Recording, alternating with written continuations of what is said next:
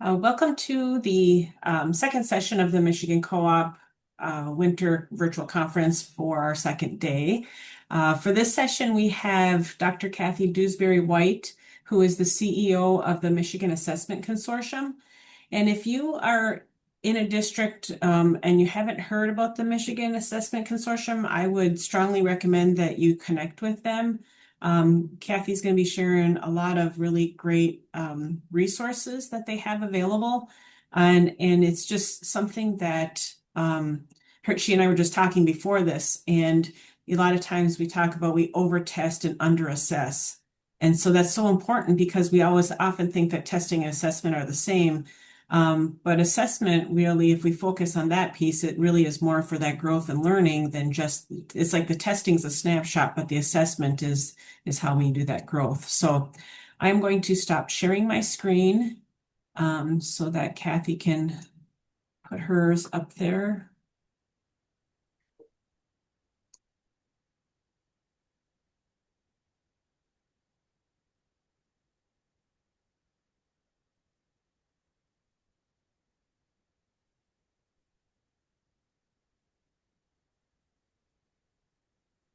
And Kathy, I can let you know if things come up in the chat as well, so you don't have to monitor that. Thank you. Okay, how are we doing? Can we see the slideshow? Yep. All right, because I have filled my screens. So what I'm going to do is just walk you through a new open education resource that has been developed and thinking that it's a big catalog with performance assessments on it.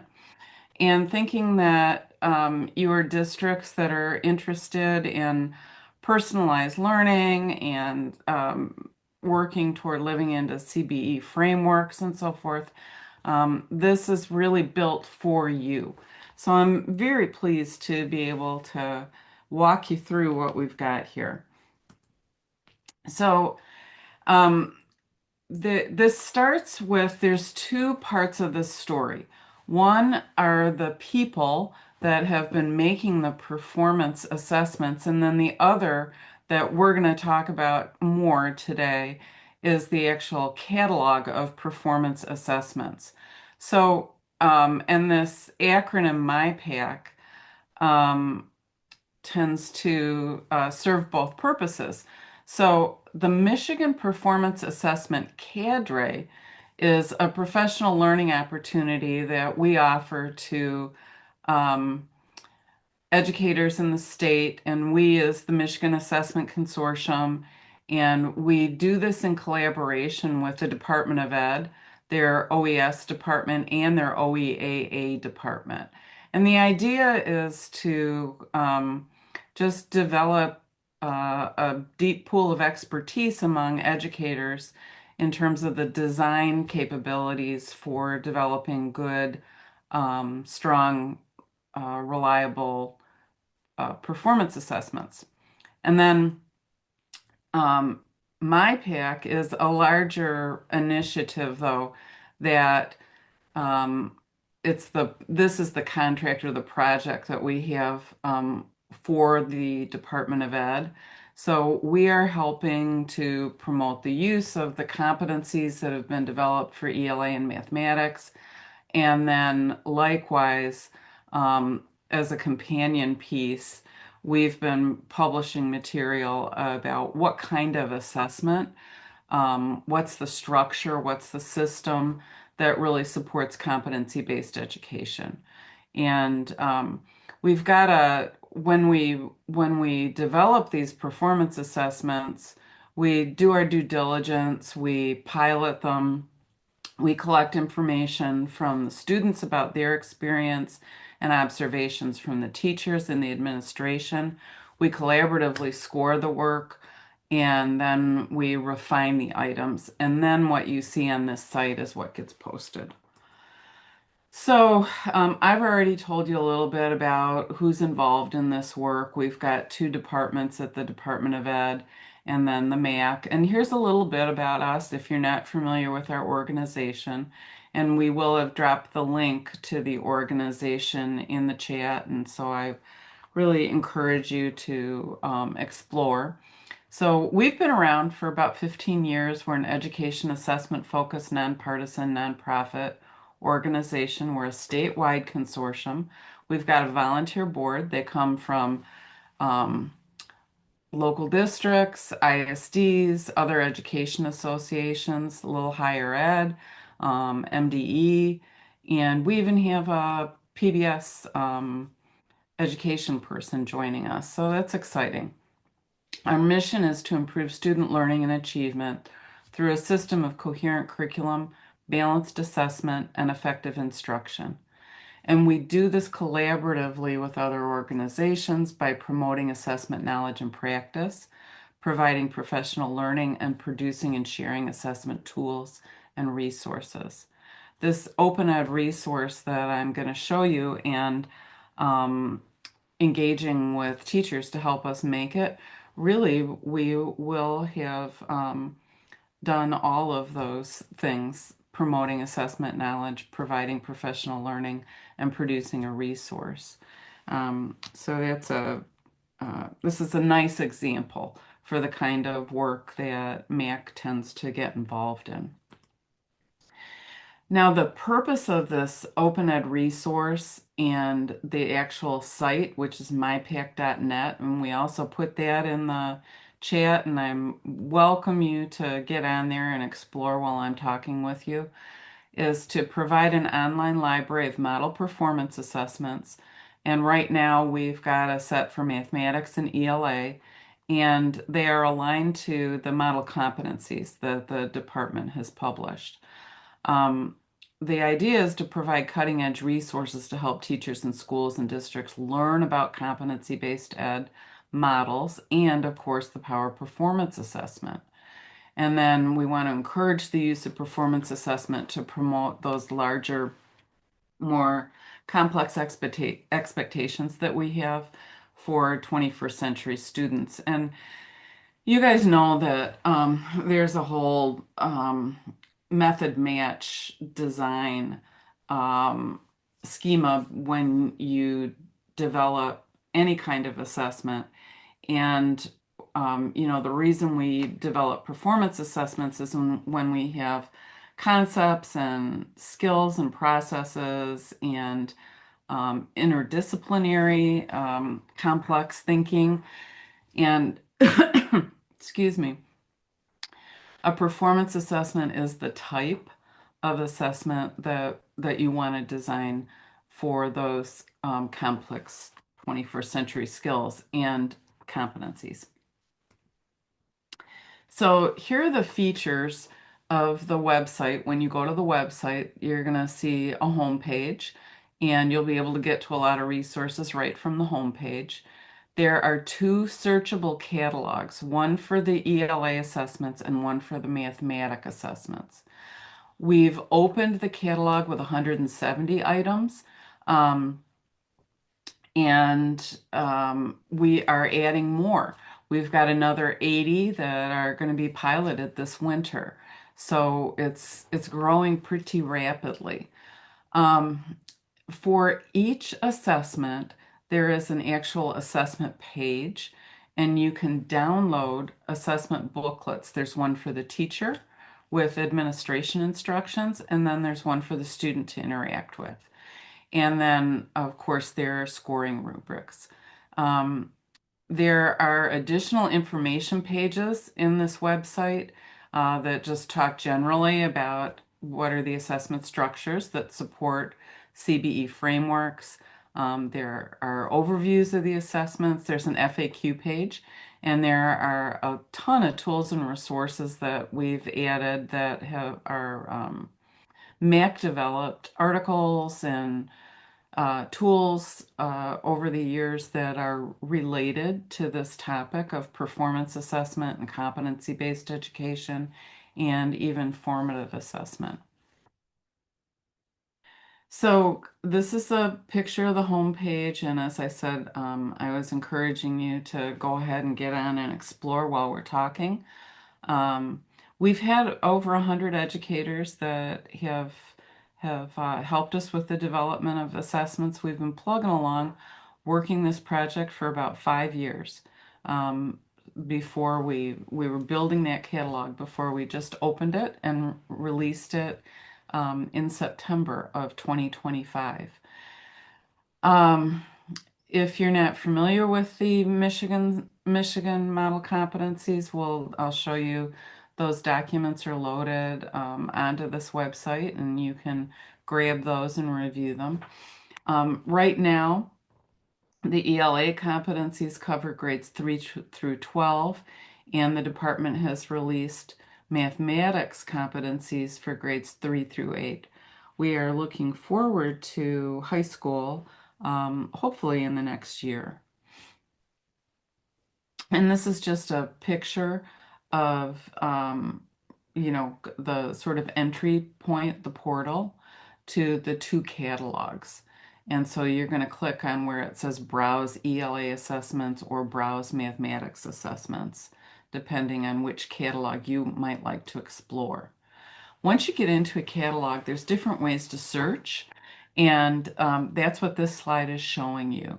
You can apply the filters that you'd like. You could search by keyword, you can search grade level, and then our competencies are described or articulated in big ideas and select competencies.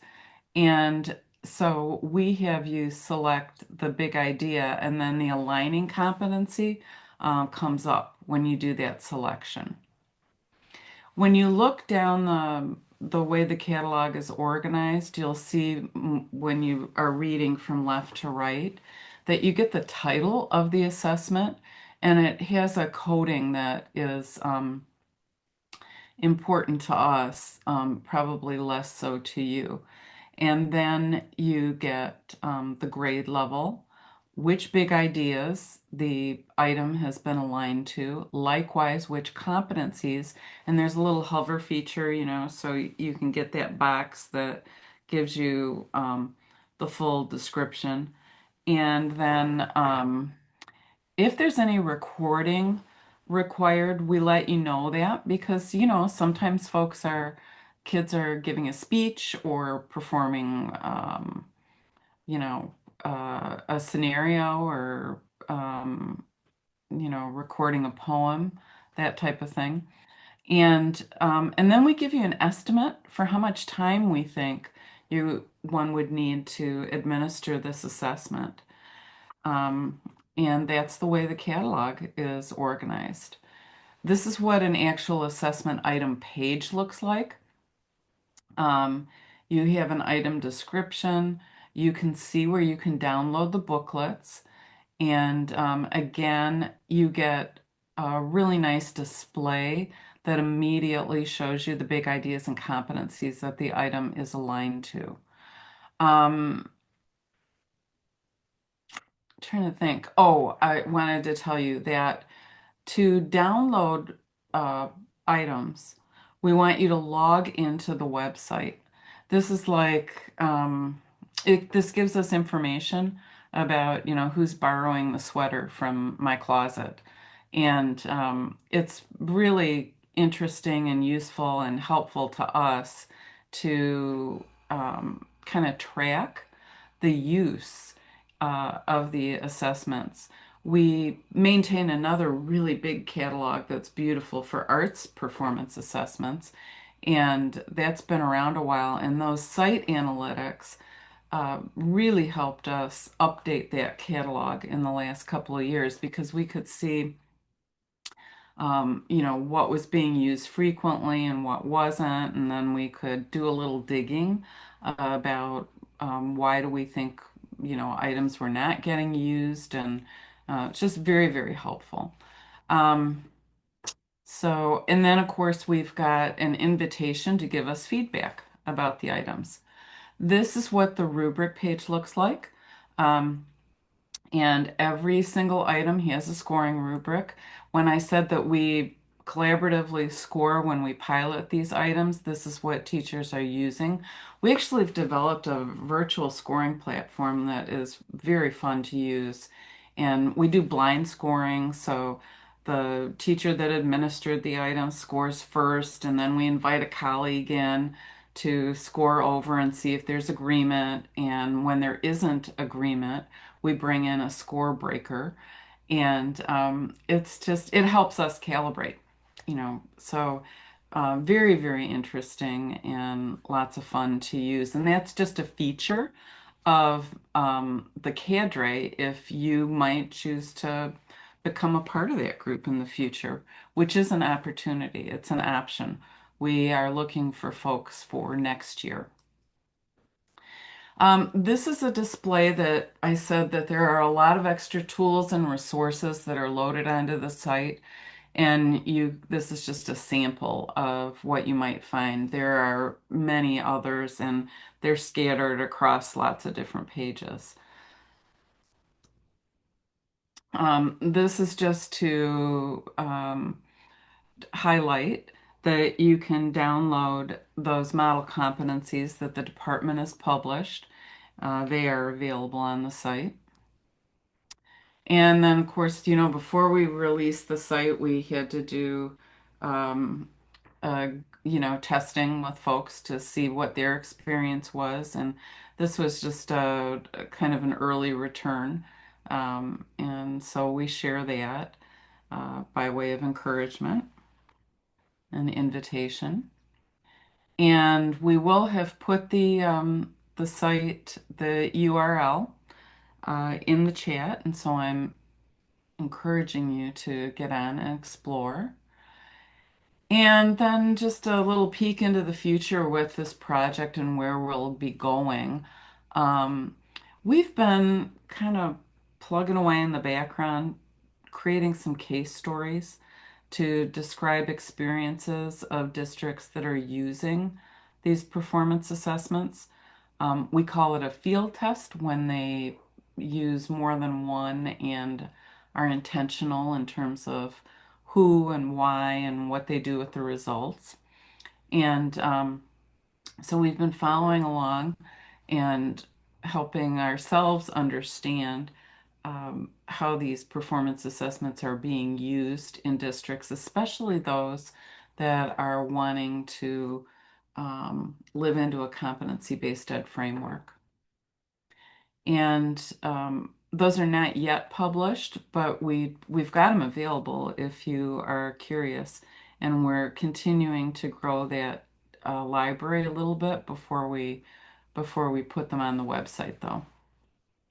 As I said, we're continuing to grow the catalog of performance assessment items. We'd like you to have choices, and so we're plugging away there. And then, as I said, we use this collaborative scoring platform. We call it MICSS. We're continuing to use that.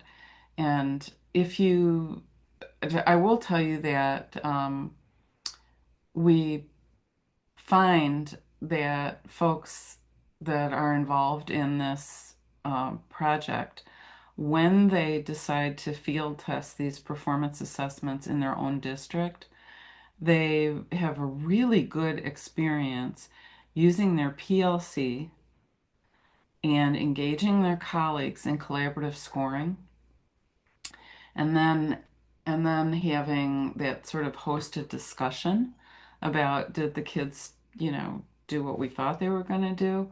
Yes, no, why not? And then that vaults them into those rich conversations about, is it the materials they're using? Is it the instruction? What do we think about the way the item performed? So just a heads up and in terms of sort of early returns with where people are having pretty rich experiences. And then the other thing that I didn't show you on that site is that where we have exemplars of performance levels, we light it up in the rubric and you can see the student work. And that's just very, very interesting and kind of an early way to sort of calibrate um, and adjust expectations. So, I've provided email. Um, I've introduced myself. I'm Kathy Dewsbury White. Kathy Humphrey is our webmaster, so if you have any problems with the website, she would like to know. And then Ellen is our assessment director for this particular project, and she's also our organization's professional learning director, and I know she's always interested to talk with folks about their experience. So that's the end of the formal show. Yeah, and Ellen has presented, I think, on a webinar one time, Hmm. and for the Michigan Co-op, and then at the summer conference this past year, Yeah. she was there too. So, another thing before I open it up for questions is I'm sharing in the chat. Mac does a newsletter.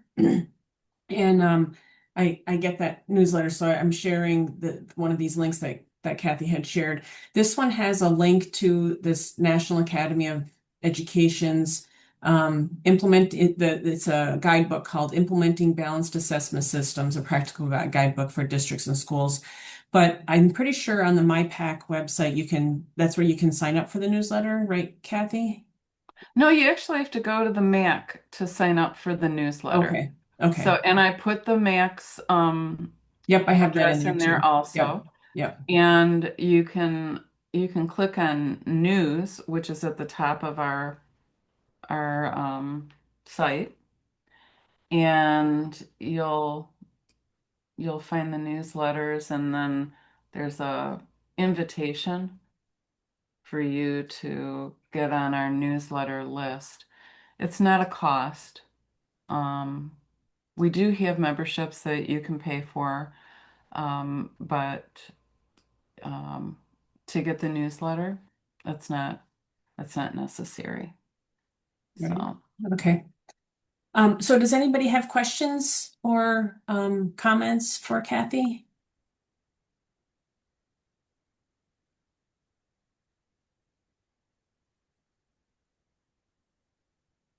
I'm interested in what y'all do. Could you could you drop that in the chat? What your roles are? The roles are in the district. Yeah.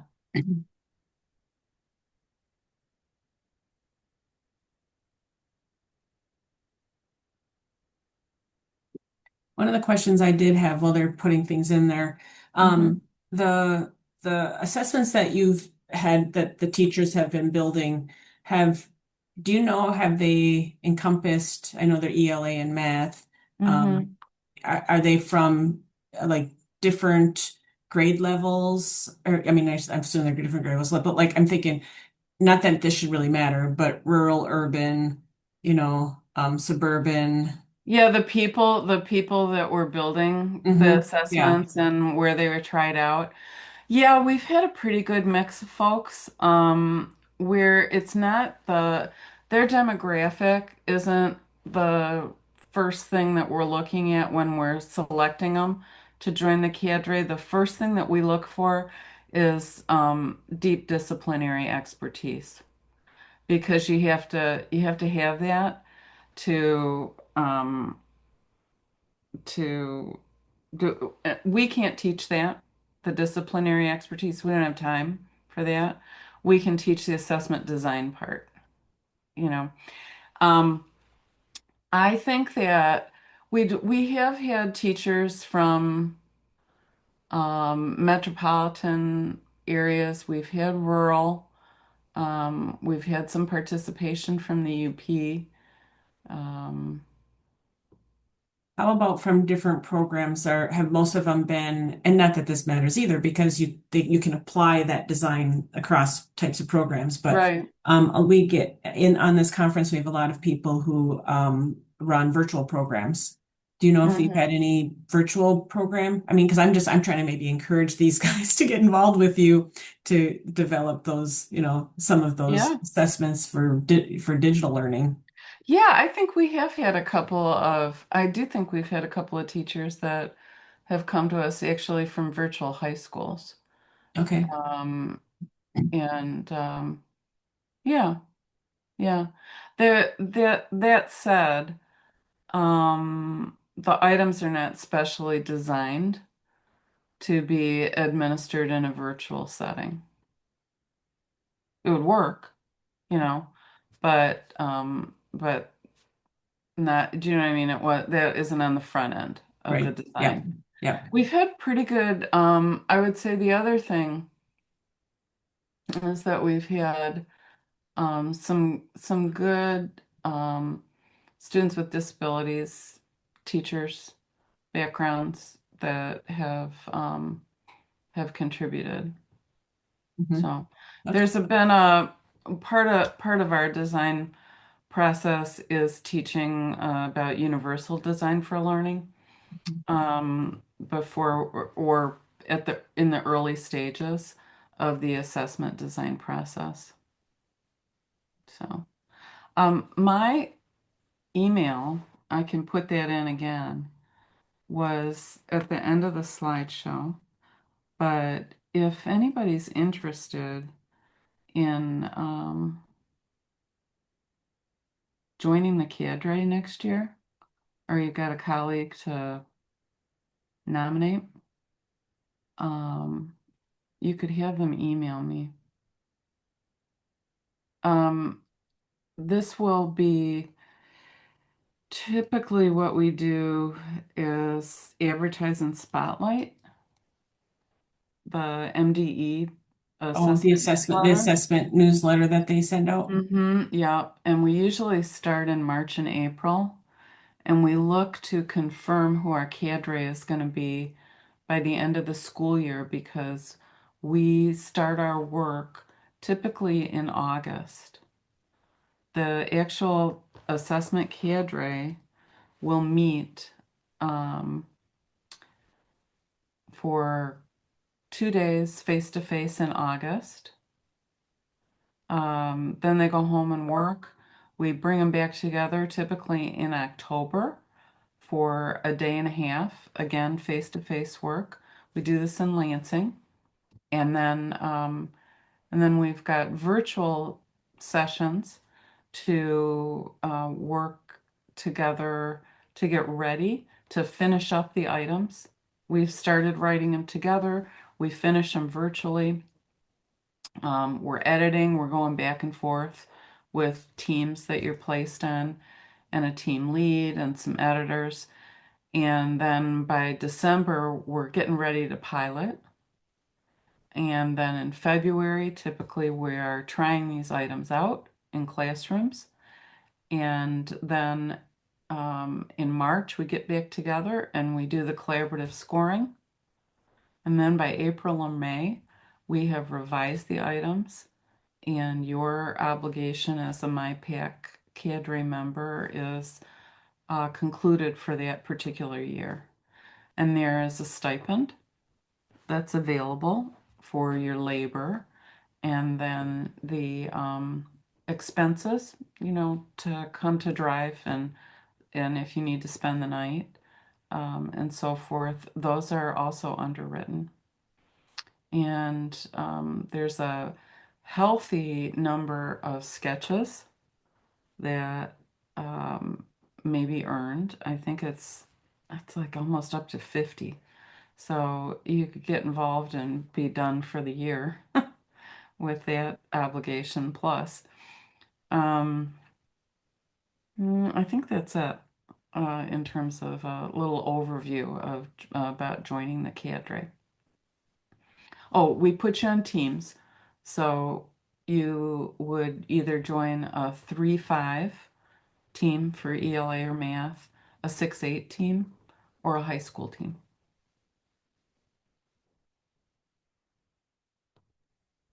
Great.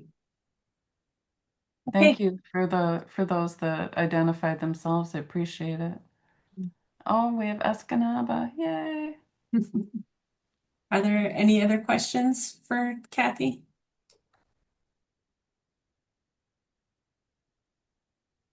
Okay. Okay.